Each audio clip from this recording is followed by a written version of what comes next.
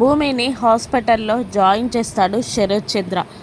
ఆ భూమి తలపై నెమ్మదిగా చెయ్యి వేసి ప్రేమగా నిమురుతూ ఉంటాడు శరత్ చంద్ర. ఆ స్పర్శకి భూమి మెల్లిగా స్పృహలోకి వస్తుంది. ఎదురుగా ఉన్న శరత్ చంద్రని చూస్తూ బావెక్కడ నాన్న అని అడుగుతూ ఉండగా, అది అమ్మా అని శరత్ చంద్ర ఏదో చెప్పేలోపే ఎస్పీ సూర్య ఆ రూమ్లోకి ఎంటర్ అవుతాడు.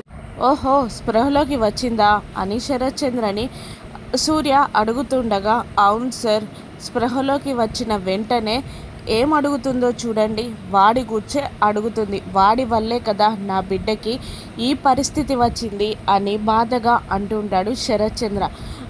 నాన్న బావెక్కడ అని మళ్ళీ భూమి అడుగుతూ ఉండగా ఎస్పీ సూర్య శరత్ చంద్రతో, సార్ మిమ్మల్ని డాక్టర్ గారు పిలుస్తున్నారు అనడంతో సరే అంటూ బయటికి వెళ్ళిపోతాడు శరత్ చంద్ర. భూమి బెడ్ దగ్గరికి వస్తాడు ఎస్పీ సూర్య. బావెక్కడ అని అడుగుతూ ఉంటుంది భూమి. జరగకూడదే జరిగింది భూమి అని సూర్య అంటూ ఉండగా, ఏం జరిగింది, బావెక్కడ అని మళ్ళీ అడుగుతూ ఉంటుంది భూమి.